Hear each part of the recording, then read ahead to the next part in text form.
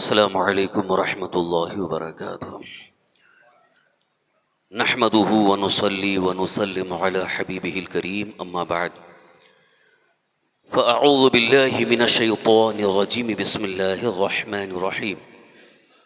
لقد من اللہ علی المؤمنین اذ بعث فیہم رسولا من انفسہم یتلو علیہم آیاتہ ویزکیہم ویعلمہم الکتاب والحکمہ وَإِن كَانُوا مِن قَبْلُ لَفِي ضَلَالٍ مُبِينٍ۔ صدق اللہ مولانا العظیم۔ حصول برکت کے لیے ایک مرتبہ درود شریف پڑھ لیجیے۔ اللہم صلی وسلم علی سیدنا مولانا محمد معین الجود والکرم وعلی آلہ واصحابہ بارک وسلم صلاۃ وسلام علیک یا رسول اللہ صلی اللہ تعالی علیہ وسلم۔ حضرات، گزشتہ کل سورہ آل عمران کی اسی آیہ کریمہ کی تلاوت کا میں نے شرف حاصل کیا تھا، اور اسی کے متعلق جو اس کا ترجمہ اور اس کی تفسیر کا ابتدائی حصہ میں نے عرض کیا تھا۔ اخیر کی آیت کا آخری جو حصہ ہے اس کی تفسیر رہ گئی تھی، لہٰذا اس کو آج مکمل کر لیں گے۔ یہ سورہ آل عمران کی آیت نمبر 164 ہے۔ گزشتہ کل آپ نے اس آیت کریمہ کا ترجمہ سن لیا تھا، پھر دوبارہ سن لیں۔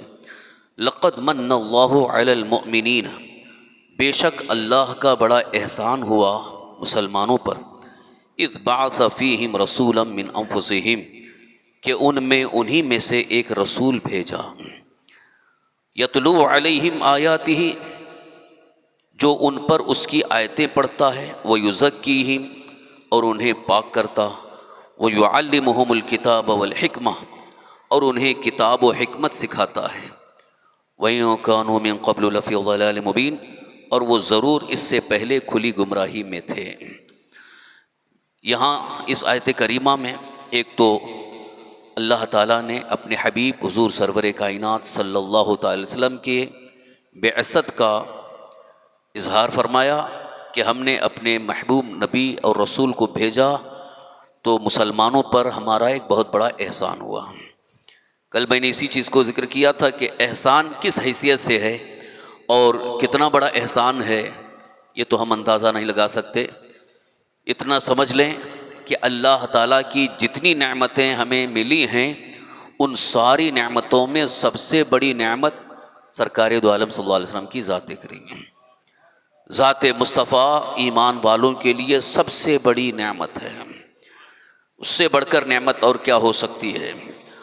اور نعمت عظمیٰ ہونے کی ایک نشانی یہ بھی آپ محسوس کر سکتے ہیں کہ دنیا کی جتنی بھی نعمتیں ہیں وہ سب فانی ہیں، یعنی دنیا ہی میں رہ جاتی ہیں، مگر حضور صلی اللہ تعالی وسلم اللہ کی ایسی نعمت ہیں کہ وہ دنیا میں بھی ہمارے لیے ساتھ، قبر میں بھی ساتھ، میدان محشر میں بھی ساتھ۔ اور سرکار دو عالم صلی اللہ تعالی وسلم ہی کے صدقے میں ہمارا ایمان بھی سلامت ہے، اور ایمان کا یہ کنیکشن، ایمان کا اگر رشتہ ہمارا مضبوط ہے تو حضور صلی اللہ تعالی وسلم کی ذات مبارکہ سے۔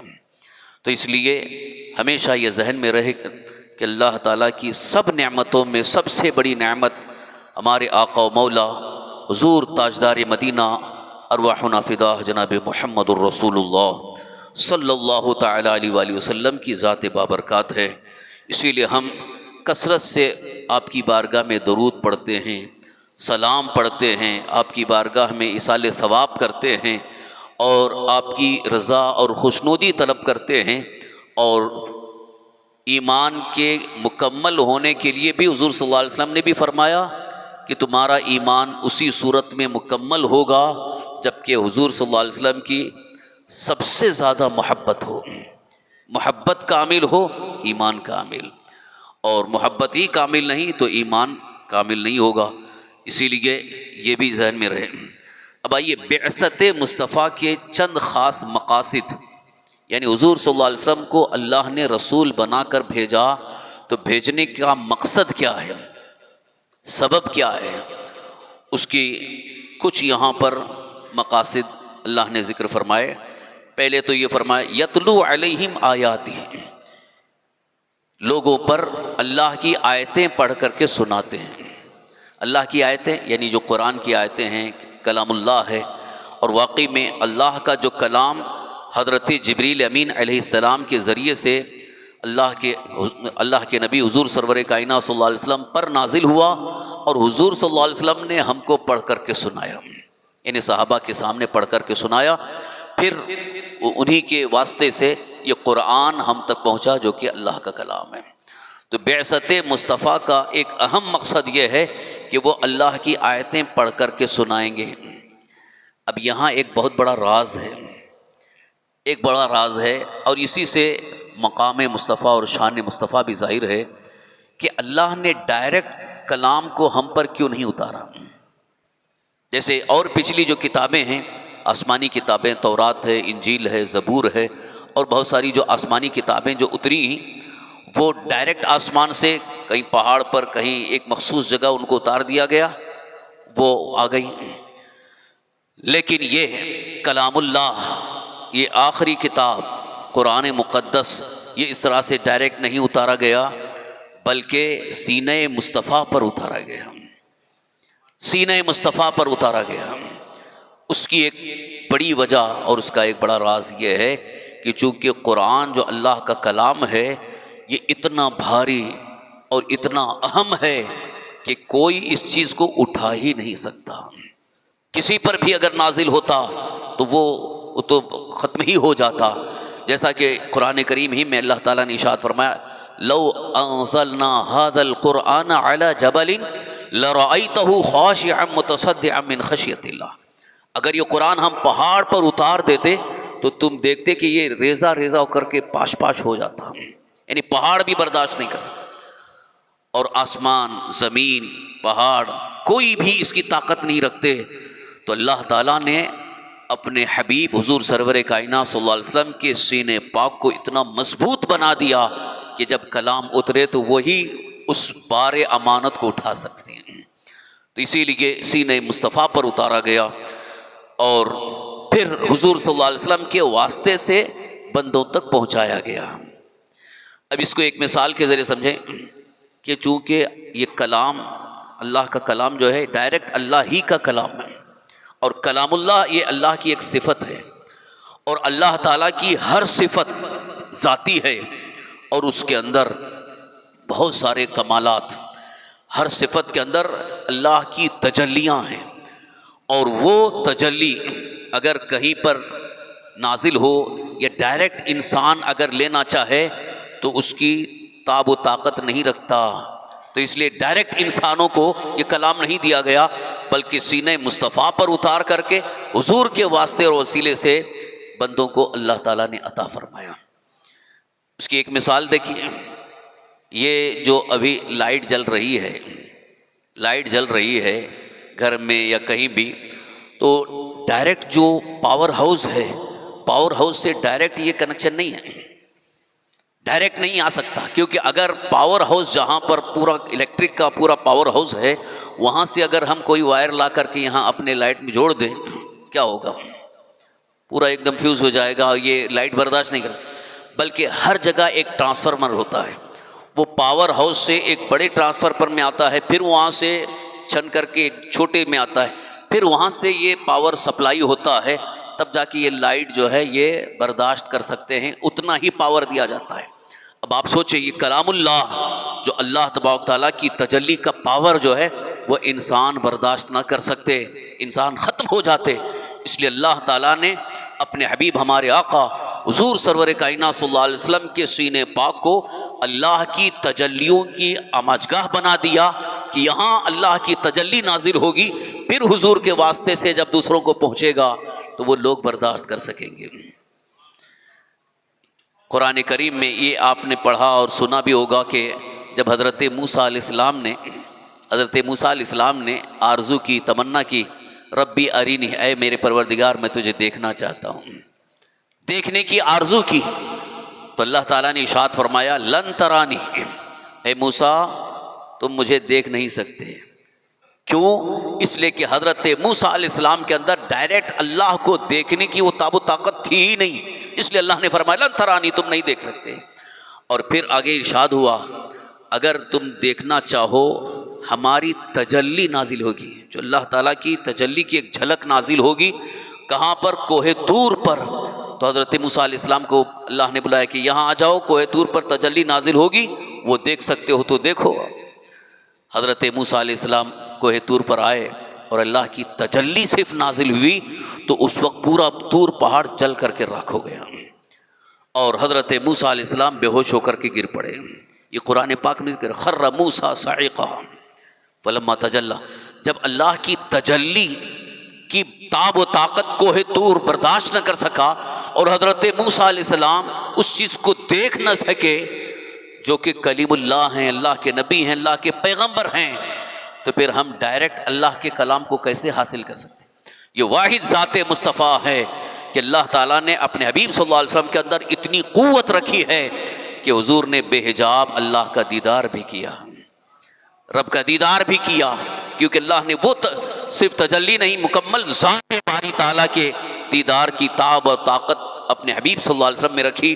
اس لیے حضور صلی اللہ علیہ وسلم نے بے حجاب بغیر پردہ اللہ کا دیدار بھی کیا، اور پھر اللہ کی تجلی بھی نازل ہوئی، اسی لیے آپ کلام اللہ کو برداشت بھی کر سکے، سینے مصطفیٰ کی وسیلے سے بندوں تک قرآن پہنچائے۔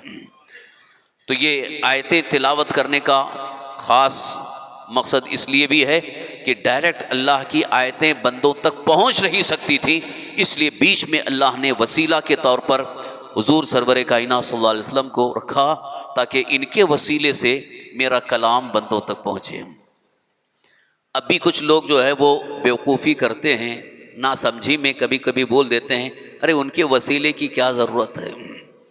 بڑی بیوقوفی ہے، بغیر وسیلے کے آپ کلام اللہ کو حاصل ہی نہیں کر سکتے تھے، یہ تو حضور کا وسیلہ تھا کہ ہم نے کلام اللہ کو پا لیا، ورنہ اس کلام کو ہم ڈائریکٹ حاصل بھی نہیں کر سکتے تھے۔ تو قرآن کریم میں اللہ تعالیٰ نے ارشاد فرمایا بعثت مصطفیٰ، یعنی حضور صلی اللہ علیہ وسلم کو دنیا میں بھیجنے کا ایک مقصد یہ بھی ہے کہ وہ اللہ کی آیتیں پڑھ کر کے سنائیں گے۔ دوسرا ایک مقصد ارشاد ہوا وَيُزَكِّيهِمْ، اور انہیں صاف ستھرا کریں گے، یعنی حضور صلی اللہ علیہ وسلم دنیا میں تشریف لائیں گے اور اللہ کے بندوں کو گناہوں سے، برائیوں سے، بے حیائیوں سے پاک و صاف ستھرا کریں گے۔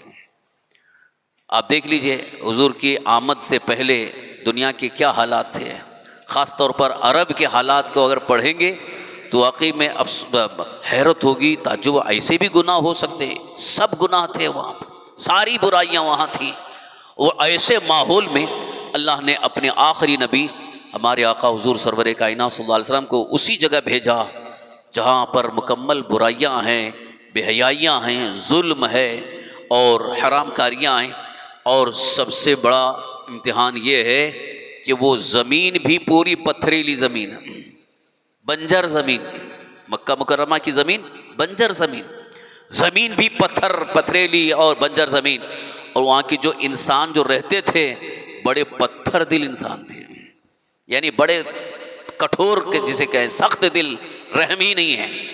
اب سوچو کہ جو اپنے ہاتھ سے بچیوں کو زندہ دفن کرتے تھے ان کا دل کتنا سخت رہا ہوگا، اپنی بچیوں کو، چھوٹی چھوٹی بچیوں کو لے جا کے گڈھا کھودتے تھے اور دفن ایسے زندہ دفن کر دیتے تھے۔ انسان اتنا کٹھور دل، اتنا سنگ دل، اتنا پتھر دل، وہ اس دور کے لوگ پتھر دل تھے، زمین بھی پتھر کی، انسان کے دل بھی پتھر، اس ایسے عالم میں اللہ نے بھیجا اپنے حبیب صلی اللہ علیہ وسلم کو، تو واقعی میں آپ نے ان انسانوں کے دلوں کو ایسا بدل دیا کہ وہ سارے دل موم بن گئے، رحم دل بن گئے، اللہ کی اطاعت اور فرما برداری میں لگ گئے، تبھی تو وہ حضرات صحابہ بن گئے۔ کیسے کیسے انسان تھے جو اپنے ہاتھوں سے زندہ بچیوں کو دفن کرتے تھے، ساری برائیاں تھیں، عورتوں کو تو بالکل کوئی مقام ہی نہیں تھا، ان کا استعمال ہوتا تھا، انہیں بیچا جاتا تھا، ان کی بے عزتی ہوتی تھی، عورتوں کے اوپر اتنا ظلم تھا، آج کی عورتیں اگر سن لیں تو ان کی روح کانپ جائے، اتنا ظلم عورتوں پر ہوتا تھا۔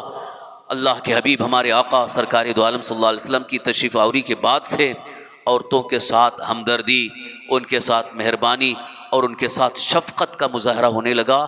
یہ حضور صلی اللہ علیہ وسلم کی تعلیمات کا اثر ہے۔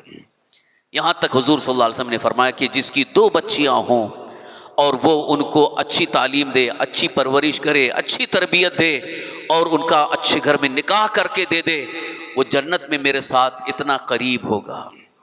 انگلیوں کا اشارہ کر کے فرمایا جیسے یہ 2 انگلیاں، یعنی وہ جنت میں مجھ سے بہت قریب ہوگا۔ یہ کیوں ترغیب دی حضور نے؟ تاکہ بچیوں کے ساتھ رحم اور ہمدردی کا مظاہرہ کریں، بچیوں کے ساتھ حسن سلوک کریں، اچھا سلوک کریں۔ تو عرب کا ماحول پورا بدل دیا اللہ کے رسول صلی اللہ علیہ وسلم نے، اور ساری برائیاں ختم ہو کر کے لوگ نیکیوں کی طرف مائل ہو گئے۔ اسی لیے شاعر نے کہا ہے، ایک عرب نے آدمیوں کا بول بالا کر دیا، جو خود نہ تھے راہ پر اوروں کے ہادی بن گئے، اللہ اللہ کس نے مردوں کو مسیحا کر دیا۔ یعنی وہ مردہ دل تھے اس وقت، لوگ مردہ دل، یعنی دل ایک دم زندہ ہی نہیں تھے، دل ایک دم مردہ۔ ایسے لوگوں کے دلوں میں حیات پیدا کر دی، زندگی ڈال دی، اور اللہ تعالیٰ کی اطاعت اور فرمانبرداری کا جذبہ پیدا فرما دیا۔ یہ یتلو علیہم آیاتی ویزکیہم کا مقصد بھی ظاہر ہو گیا کہ حضور صلی اللہ علیہ وسلم کی بعثت کا ایک مقصد یہ تھا کہ لوگوں کو صاف ستھرا کر دیں۔ اور آج بھی ایسا نہیں کہ حضور صلی اللہ علیہ وسلم جب ظاہری حیات میں تھے تبھی تزکیہ فرمایا لوگوں کو صاف، آج بھی آپ کی تعلیمات میں اتنا اثر ہے کہ جو حضور صلی اللہ علیہ وسلم کی تعلیمات کو، آپ کے ارشادات کو، آپ کی حدیثوں کو جو پڑھنا شروع کر دے وہ بھی صاف ستھرا ہوتا چلا جائے گا۔ یعنی گناہوں سے دور رہ کر آخرت کی یاد میں اللہ کی اطاعت کا جذبہ پیدا ہو جائے گا اور خود اس کی زندگی سنورتی چلی جائے گی۔ وَيُعَلِّمُهُمُ الْكِتَابَ وَالْحِكْمَةَ، اور انہیں یعنی لوگوں کو کتاب اور حکمت سکھاتے ہیں۔ یعنی بعثت مصطفیٰ حضور صلی اللہ علیہ وسلم کے دنیا میں بھیجنے کا ایک تیسرا مقصد یہاں پر اللہ نے ارشاد فرمایا کہ لوگوں کو کتاب کا علم بھی سکھائیں گے اور حکمت بھی سکھائیں گے۔ یا 2 چیزوں کا ذکر ہے، یعلمہم، علم یعلم، تعلیم، سکھانا۔ تو اس سے یہ ظاہر ہوتا ہے کہ حضور صلی اللہ علیہ وسلم خود معلم بن کے آئے، معلم کائنات، یعنی پوری کائنات کو علم سکھانے کے لیے آئے ہیں۔ تو جو معلم کائنات بن کر کے آئے ان کی امت جاہل رہ جائے، ایسا ہو ہی نہیں سکتا ہے، بلکہ علم سے آراستہ ہونا چاہیے، علم سے قریب ہونا چاہیے۔ علم اور حکمت، کتاب کا علم بھی حضور نے سکھایا اور حکمت بھی سکھائی۔ وہ حکمت کیا ہے؟ ایک تو جو کتاب کا جو علم ہے، اس میں جو اللہ کے احکام ہیں اور نصیحتیں ہیں اور قوانین ہیں، یہ تو سکھائے۔ اس کے ساتھ ساتھ ان احکام کی باریکیاں، اس کے راز، رموز و نکات اور اس کی گہرائی میں اتر کر جو اس سے ایک خاص سمجھ حاصل ہوتی ہے جس کو حکمت کہا گیا۔ اس کی ایک علامت، اس کی ایک نشانی، حضرت مولا علی کرم اللہ تعالی وجہ الکریم کے پاس کوئی بھی مشکل سے مشکل مسئلہ جو عام طور پر آدمی حل ہی نہیں کر پائے، جیسے کہتے ہیں نا معمہ جلدی حل نہیں ہوتا ہے، حضرت علی رضی اللہ عنہ کے پاس کوئی بھی مشکل مسئلہ آتا تو آپ چٹکی میں حل کر دیتے تھے، جواب دے دیتے تھے۔ تو لوگوں کو تعجب ہوتا تھا کہ یہ آپ کو کہاں سے حاصل ہوا؟ کتاب میں تو ہم کو کہیں مل نہیں رہا ہے، یہ کہاں سے حاصل ہوا؟ تو یہی وہ حکمت تھی جو حضور نے سکھایا تھا۔ جب حضرت علی رضی اللہ عنہ سے پوچھا گیا کہ آپ کے پاس قرآن کے علاوہ کوئی اور کتاب ہے؟ قرآن کے علاوہ کوئی اور کتاب ہے جس سے آپ مسئلے حل کر کے بتا دیتے ہیں؟ تو حضرت مولا علی رضی اللہ عنہ فرماتے ہیں قرآن ہی میرے پاس بھی ہے، جو تمہارے پاس ہے وہ میرے پاس ہے، البتہ جو حکمت مجھے میرے آقا صلی اللہ علیہ وسلم سے ملی ہے اسی حکمت کی بنیاد پر میں مشکل مسئلے کا حل بتا دیتا ہوں۔ تو قرآن کے اندر کتاب کا علم بھی ہے اور حکمت بھی ہے، اسی لیے کہا گیا کہ حضرت مولا علی کرم اللہ تعالی وجہ الکریم کے دامن سے وابستہ ہو کر اور ان سے اپنی نسبت جوڑ کر واقعی میں علم کے ساتھ ساتھ حکمت حاصل کرنے کی کوشش کرتا ہے تو ان کے صدقے میں اللہ تعالیٰ اسے حکمت بھی عطا فرماتا ہے۔ اس کا ایک نام منطق بھی ہے۔ ابھی جو بہت سارے مدارس میں، دینی مدارس مدرسوں میں منطق کا علم پڑھایا جاتا ہے۔ منطق جو ہے وہ حقیقت میں اگر دیکھا جائے تو قرآن یا حدیث سے نہیں ہے، وہ صرف ایک لاجک ہے، ایک عقلی درایت ہے، عقلی فیصلے ہیں، اور اس کو عام طور پر عقل تسلیم بھی کر لے گی، اور اسی اصول، اسی عقلی عقل سے بنائے ہوئے فیصلوں کے تحت جو ہے بہت ساری دلیلیں متعین ہوتی ہیں اور اس کو انسان تسلیم کر لیتا ہے، جس کو آج سائنس بھی کہا جا رہا ہے، فلسفہ بھی ہے، اور اس کو عربی اصطلاح میں حکمت بھی کہا جاتا ہے۔ آج جو سائنس بہت زیادہ ترقی پر، یہ سائنس ہے کیا؟ وہ قرآن میں جو حکمت ہے اسی کو آج سائنس کہا گیا ہے۔ کتاب کا علم اور حکمت، تو حکمت سے مراد سائنس ہے، اور آج لوگوں یہ سمجھا ہے کہ سائنس یہ انسانوں نے بنایا ہے اور انسانوں سے یہ وجود میں آئی ہے، بلکہ سائنس کی اصل بنیاد جو ہے وہ کتاب اللہ ہے، قرآن کریم سے ہی، اور حضور صلی اللہ علیہ وسلم نے سکھایا۔ اور اس دور میں جبکہ مکمل جہالت تھی، کوئی علم نہیں تھا، اس دور میں جب حضور صلی اللہ علیہ وسلم نے صحابہ کو پڑھایا سکھایا تو ایسے ایسے سائنس کے ماہرین تھے کہ ان کی سائنس کو دیکھ کر کے آج کے بڑے بڑے سائنسدان حیران ہیں، بڑے بڑے سائنٹسٹ حیران ہیں۔ تو اسی کا نتیجہ تھا کہ بڑی بڑی عمارتیں تعمیر کر لیتے تھے اور بڑے بڑے ہتھیار بنا لیتے تھے۔ ان کو کہاں سے وہ سائنس؟ اس وقت ٹیکنالوجی نہیں تھی، آج ٹیکنالوجی ہے۔ تو اس وقت کی جو ٹیکنالوجی ہے وہ صرف اور صرف علم کی برکت سے جو حکمت حاصل ہوتی تھی وہی ٹیکنالوجی ہے۔ آج اس کو ٹیکنالوجی کا نام دے دیا گیا، اصل بساط اور بنیاد وہی ہے۔ تو حضور صلی اللہ تعالی وسلم کے دنیا میں تشریف لانے کے مقاصد میں سے 3 مقصد یہاں پر اللہ نے ذکر فرمائے۔ ایک تو اللہ کی آیتوں کی تلاوت کریں گے اور لوگوں کو یعنی اللہ کے بندوں کو صاف ستھرا کریں گے اور کتاب اور حکمت کا علم سکھائیں گے۔ اور واقعی میں حضور صلی اللہ علیہ وسلم نے کتاب کا بھی علم سکھایا اور حکمت بھی سکھائی۔ اگر اس کو دیکھنا چاہتے ہو تو حضور صلی اللہ علیہ وسلم کے بعد صحابہ، تابعین، تبع تابعین، جو بڑے بڑے علماء اور محدثین گزرے ہیں، ان کے علم کو آپ پڑھیں گے تو آپ کو خود اس بات کا احساس ہوگا کہ واقعی حضور صلی اللہ علیہ وسلم نے کتنا علم سکھا دیا تھا، ان کو کتنا علم حضور نے سکھا دیا ہے۔ تو ایسی عظیم ذات جن سے ہمیں قرآن کریم کی آیتیں ملی اور تزکیہ حاصل ہوا، صفائی حاصل ہوئی اور کتاب اور حکمت کا علم حاصل ہوا، وہ ذات بابرکات ہمارے لیے اللہ کی بہت بڑی نعمت ہیں۔ اسی لیے اللہ نے فرمایا کہ ہم نے تم پر بہت بڑا احسان کیا کہ ایسی عظیم ذات کو تمہارے درمیان بھیجا۔ اور یہ بھی دیکھ لیجئے کہ حضور صلی اللہ علیہ وسلم سارے عالم کے لیے رحمت بن کر کے آئے ہیں، رحمت۔ اللہ نے فرمایا وَمَا أَرْسَلْنَاكَ إِلَّا رَحْمَةً لِلْعَالَمِينَ، ہم نے سارے عالم کے لیے آپ کو رحمت ہی بنا کر بھیجا۔ تو حضور صلی اللہ علیہ وسلم سراپا رحمت بھی ہیں، اور رحمت کی ضرورت تھی انسانوں کو۔ اگر حضور رحمت بن کر کے نہ آتے تو انسان بڑے مشکل میں ہوتے، تکلیفوں میں ہوتے اور مکمل طور پر گمراہیت کی طرف چلے جاتے، گمراہیت کے دلدل میں پھنس جاتے، جنت کی راہ کے مسافر بننے کا سوال ہی نہیں پیدا ہوتا۔ یہ تو حضور صلی اللہ علیہ وسلم رحمت بن کر کے آئے تو ہمارے لیے اللہ تعالیٰ کی آیتیں پڑھ کر کے سنائے اور ہمیں صاف ستھرا کیا اور ہم سب کو جنت کی راہ کا مسافر بنا دیا۔ تو یہ حضور صلی اللہ علیہ وسلم کا بھی ہم پر بہت بڑا احسان ہے، اور سب سے بڑا احسان یہ ہے کہ حضور صلی اللہ علیہ وسلم کی آمد سے ہمیں کلمہ نصیب ہوا۔ کلمہ ہم نے پڑھا، مسلمان ہو گئے۔ تو مسلمان ہونے کی ایک بڑی نشانی ہے کہ ہم نے کلمہ پڑھا ہے۔ تو کلمہ کس کا ہم نے پڑھا اور کس کے کہنے پہ پڑھا؟ حضور صلی اللہ تعالی وسلم کی۔ اور تم پر میرے آقا کی عنایت نہ سہی نجدیو، کلمہ پڑھانے کا بھی احسان گیا کہ جو ایک نجدی فکر اٹھی اور اس نے یہ فکر حضور صلی اللہ علیہ وسلم کو مکمل کاٹ کر کے الگ کرنے کی کوشش کی، تو اعلیٰ حضرت امام اہل سنت مجدد دین ملت شاہ امام احمد رضا قدس روح نے ذات مصطفیٰ، شان مصطفیٰ، عشق مصطفیٰ، محبت مصطفیٰ کا درس کا پیغام دے کر کے اس بات کا اظہار فرمایا کہ نجد کے رہنے والے جو حضور صلی اللہ علیہ وسلم کے بارے میں جو عقیدہ، جو فکر، جو خیال رکھتے ہیں وہ غلط ہے، کیونکہ ان کا عقیدہ اور ان کا خیال تو صرف یہ ہے کہ بس صرف کلام اللہ اور اللہ بس، اور حضور کی ذات کو ایک دم کاٹ کے الگ کرنا ہے۔ بالکل ان کی ضرورت نہیں ہے، یہ وسیلہ نہیں ہے، ان کو کچھ آتا نہیں ہے، معاذ اللہ رب العالمین، پیٹھ پیچھے کی خبر نہیں ہے، کسی چیز کا اختیار نہیں، وہ تمہارے چھوٹے بھائی بڑے بھائی جیسے ہیں، معاذ اللہ۔ اس طرح کی ذہنیت، اس طرح کی فکر لا کر کے لوگوں کو حضور صلی اللہ علیہ وسلم سے دور کرنے کی کوشش کی۔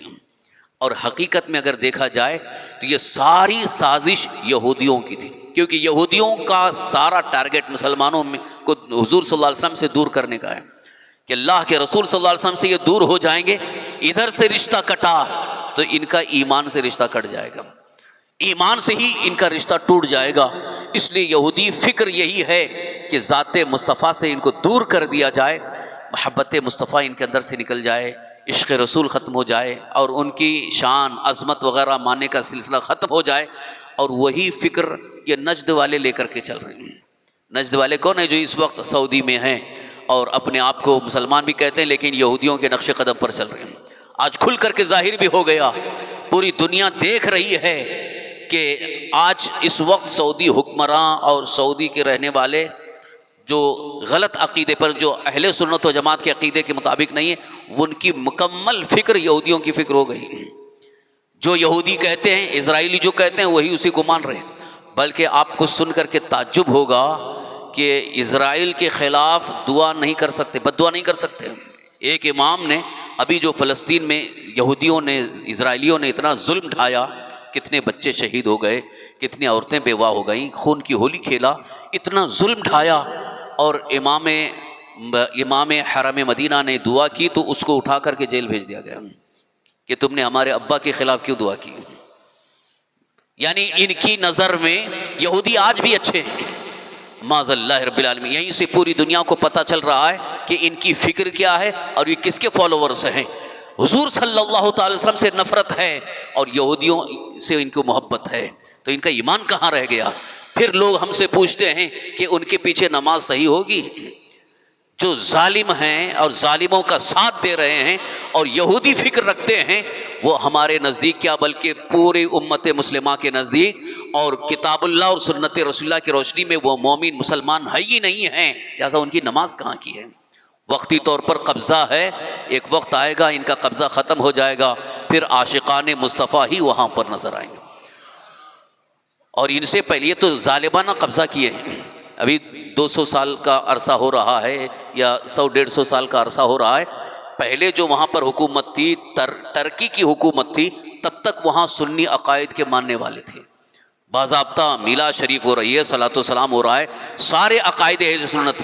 اور حضور صلی اللہ علیہ وسلم کے ادب و احترام کا عالم یہ تھا، ترکی کی جب حکومت تھی تو مسجد نبی شریف کی تعمیر کے وقت میں کہ جو معمار کام کرتے ہیں نا، کڑیا تو کاٹنا پڑتا ہے، آواز آتی، تو کوئی بھی پتھر بھی کاٹنا ہوتا تھا تو وہاں مسجد نبی میں نہیں بلکہ دور ایک جگہ بنائی گئی تھی، وہاں لے جا کر کے وہ پتھر کو کاٹ کر کے لا کے لگایا جاتا تھا تاکہ حضور صلی اللہ علیہ وسلم کی بارگاہ میں بے ادبی نہ ہو جائے۔ اتنا ادب کا مقام تھا، اور آج یہ مکمل بے ادبی کو اپنائے ہوئے ہیں، معاذ اللہ رب العالمین۔ اور کوئی ادب کے ساتھ کھڑا ہوتا ہے تو ان کو چڑ ہوتی ہے، یہ ان کا عقیدہ ہے۔ تو یہ یقیناً بارگاہ مصطفیٰ صلی اللہ تعالی وسلم میں محب نہیں ہیں اور یہ مقام و مرتبہ مصطفیٰ سے بالکل دور ہیں۔ اسی لیے ڈاکٹر اقبال نے بھی کہا تھا کہ بمصطفیٰ برساں خیش را کے دی ہم اوس وگر بہو نہ رسیدی تمام بلحبیس۔ حضور صلی اللہ علیہ وسلم تک پہنچنا یہی اصل دین ہے، ذات مصطفیٰ کو اپنا لینا، دامن مصطفیٰ کو تھام لینا، محبت رسول میں، عشق رسول میں حضور صلی اللہ علیہ وسلم کی اطاعت کرنا، یہی اصل دین ہے۔ کیونکہ قرآن میں اللہ نے بھی فرمایا وَمَن يُطِعِ الرَّسُولَ فَقَدْ أَطَاعَ اللَّهَ، جس نے رسول کی اطاعت کی اس نے اللہ کی اطاعت کی۔ تو اسی لیے ڈاکٹر اقبال نے بھی کہا اگر ان تک نہیں پہنچا اس کا سارا معاملہ ابو جہل جیسا ہے، جیسے ابو جہل کافر ہے ویسے یہ بھی کافر ہیں۔ اسی لیے اعلیٰ حضرت امام اہل سنت یوں عرض کرتے ہیں اور تم پر میرے آقا کی عنایت نہ سہی، نجدیوں کلمہ پڑھانے کا بھی احسان گیا۔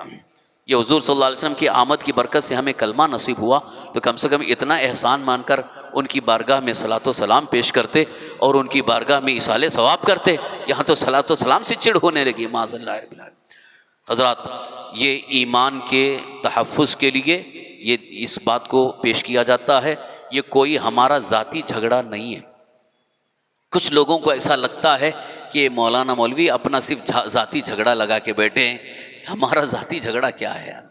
کوئی ذاتی جھگڑا نہیں ہے، یہ اصل دین اور ایمان کی بات ہے۔ لہذا آپ اللہ کے بندوں کو حق بتانا یہ ہماری ذمہ داری ہے کہ جو قرآن و حدیث کی روشنی میں، صحابہ کرام کے اقوال و ارشادات کی روشنی میں جو حق ہے جو ایمان ہے، جو صحیح ہے، وہ ہم آپ تک پہنچا رہے ہیں۔ باقی آپ کے اوپر ہے، آپ کی مرضی ہے کہ حق کو قبول کرنا ہے کہ باطل کو قبول کرنا ہے۔ اگر آپ حق پر قائم رہے تو انشاءاللہ آپ کی دنیا بھی بہتر ہے اور آخرت بھی بہتر ہے، کیونکہ آخرت میں جو کچھ بھی ہے، آپ کو تو اس بات کا شاید علم ہوگا، وہاں پر میدان محشر کا جو کچھ بھی سما ہے وہ اللہ نے ایسا بنا کر رکھا ہے، فقط اتنا سبب ہے انعقاد بزم محشر میں کہ ان کی شان محبوبی دکھائی جانے والی ہے۔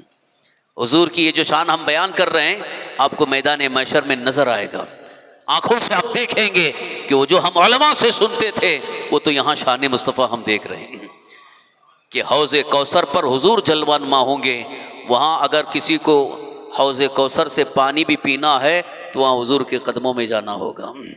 پل صراط کے قریب حضور تشریف فرما ہوں گے، جو ہمارے لیے دعا کر رہے ہوں گے، ربی سلم ربی سلم، اے اللہ میری امت کو سلامتی سے گزار دے۔ تو عاشقان مصطفیٰ حضور کی ان دعاؤں کی برکت سے پل صراط پر گزر جائیں گے۔ میزان اعمال جہاں تولا جائے گا نامہ اعمال کو، وہاں بھی سرکار صلی اللہ علیہ وسلم موجود رہیں گے، وہاں بھی دعا کر رہے ہوں گے۔ تو یہ ہمارے آقا صلی اللہ علیہ وسلم ہمارے لیے بہت بڑی نعمت ہیں، لہٰذا ہم اگر حضور کی بارگاہ میں اصال ثواب کرتے ہیں، میلاد شریف مناتے ہیں، صلاۃ و سلام پڑھتے ہیں، کسی کو چڑ ہوتی ہے تو ہو، الحمدللہ ہم کرتے رہیں گے، ذکر ان کا کرتے رہیں گے، اور ان کی محبت میں سرشار ہو کر ہم آقا کریم صلی اللہ علیہ وسلم کا میلاد بھی منائیں گے۔ اگر کوئی چڑھتا ہے تو اعلیٰ حضرت کا شعر میں پیش کرتا ہوں، حشر تک ڈالیں گے ہم پیدائش مولا کی دھوم، مثل فارس نجد کے قلعے گراتے جائیں گے۔ جو نجدی فکر ہے وہ خود بخود ختم ہوتی چلی جائے گی، الحمدللہ حق پر جو قائم ہیں وہ باقی رہیں گے قیامت تک۔ اللہ تعالی ہم سب کو اسی عقیدے پر قائم رکھے۔ بسم اللہ الرحمن الرحیم۔ یا اللہ یا رحمان یا رحیم یا ذی الجلال والاکرام یا بدیع السماوات والارض، یا اللہ اپنے حبیب پاک صاحب الولاء صلی اللہ علیہ وسلم کے صدقے طفیل ہم سب کی مغفرت فرما۔ یا اللہ ہمارے صغیرہ کبیرہ تمام گناہوں کو معاف فرما، ہماری خطاؤں کو معاف فرما۔ یا اللہ ہمیں ہر گناہ، ہر برائی سے، بد مذہبوں سے، بد دینوں سے، وہابی فکر سے محفوظ فرما۔ یا الہ العالمین یا ارحم الراحمین، یا اللہ اپنے حبیب صلی اللہ تعالی وسلم کے صدقے طفیل ہم سب کی روزی میں، روزگار میں، عمر میں خیر و برکت عطا فرما، رزق حلال میں وسعت اور برکتیں عطا فرما۔ یا اللہ ہماری تمام پریشانیاں دور فرما، تمام مشکلات آسان فرما، تمام مصیبتوں کو، آفتوں، بلاؤں کو دور فرما۔ یا اللہ یا رحمان یا رحیم یا ذی الجلال والاکرام، یا اللہ ہم میں جو بھی بیمار ہیں انہیں شفائے کاملہ عاجلہ، صحت و عافیت و تندرستی نصیب فرما۔ یا اللہ ہر بیماری سے نجات عطا فرما۔ جن جن حضرات نے دعاؤں کی درخواست کی، یا اللہ انہیں بھی شفائے کامل و عاجل عطا فرما۔ یا اللہ ہمیں دشمنوں کے شر سے، حاسدین کے حسد سے محفوظ فرما۔